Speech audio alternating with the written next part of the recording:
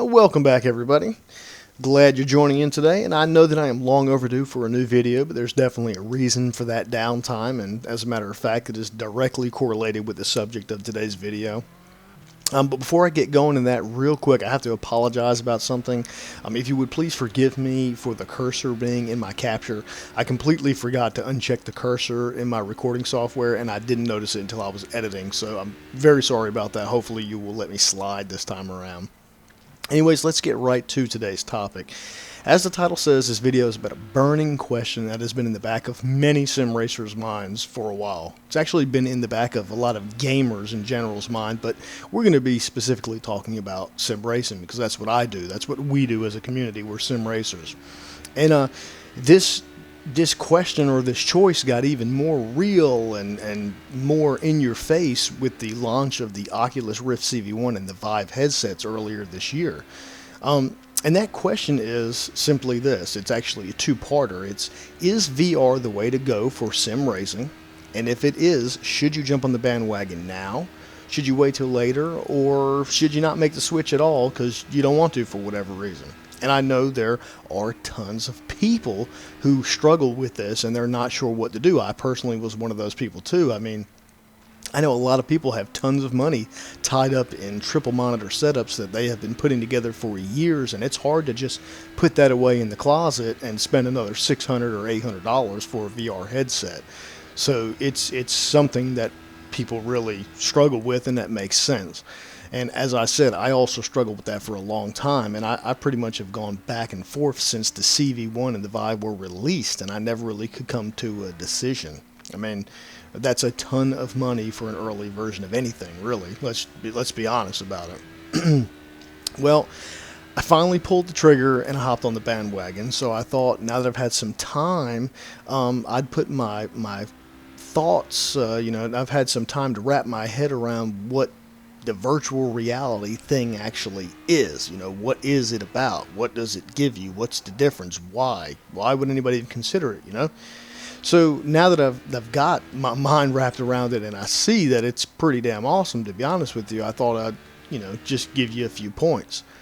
And personally, I ended up going with the CV1 mostly because it's the one that I had heard about the most. It was a little bit cheaper. I was more familiar with the specs.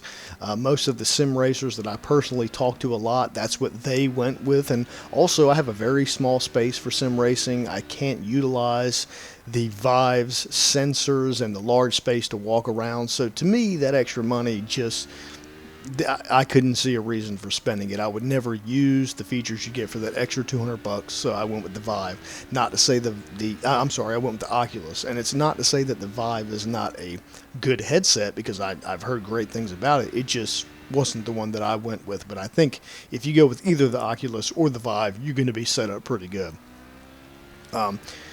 So, anyways, now that all that's out of the way, here are my thoughts about it. And the first thing that I'd have to say is we're kind of divided as a community.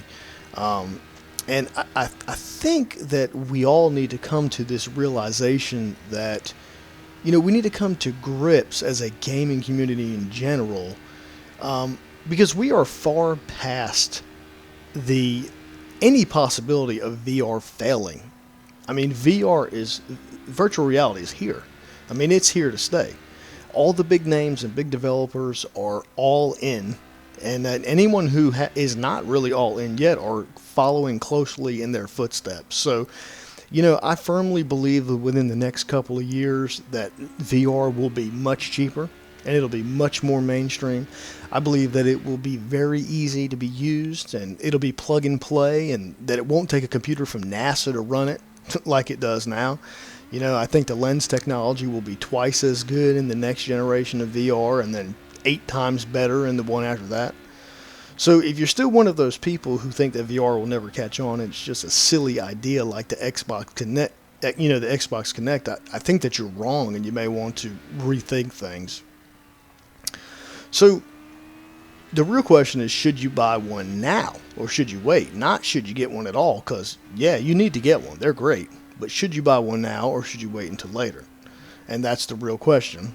And here is my honest answer. There is no amount of YouTube videos that you can watch It doesn't matter how many times someone tells you how great and amazing racing with a VR headset is. The feeling of immersion and the emotions that you feel simply cannot be explained in words, and it cannot be viewed through a two-dimensional video. I mean, it just 2D cannot show you what you can receive through an Oculus Rift or a Vive. It just can't. I mean, I said to my wife the other day while we were driving in the real car, I said, I feel just like I'm driving in VR, and I was dead serious. It is that real. The only way you can get as close to screaming down the back straight of Le Mans in an LP1 car, other than wearing a VR headset, is physically being in an LP1 car driving down the back straight of Le Mans. That's it. That's the only way. It is so real and intensifies the racing experience so much that I am damn upset that I didn't order the Oculus Rift on the day one it was released. And that's straight up. You cannot, I mean, you just can't explain the way it makes you feel. It's just unreal. It's just unreal, and you have to try it for yourself. That's all I can say, and I highly, highly recommend, if you have the budget, to go get one, because it has completely changed the way that I look at racing online. I mean, it's amazing. There's no triple monitor setup that can ever give you the feeling or the immersion that you can get from the Rift. It just won't happen. I mean, it tricks your mind into thinking that you're actually 100% inside a real car. It's crazy. It really is crazy. I mean, I'm still in disbelief several weeks after using it. So, you know, I'll probably never get the opportunity to race around Le Mans in my lifetime. But the VR headset gets me pretty damn close, you know. The only issues that I see is that it does, the graphics are a little lower than what you're used to, and it is pretty expensive, but that's part of being an early adopter. You know, I mentioned before, I think all those things will change soon. But is it worth it? You're damn right it's worth it. I think it's worth every penny. And I strongly urge, if you have the budget, to go out and get it. But that's it for this video. Hopefully it helps somebody change their mind. It is definitely worth it. If you enjoyed the video, please leave a like, and be looking for some more VR content to be out shortly. And as always, I appreciate you watching, and I'll talk to you next time.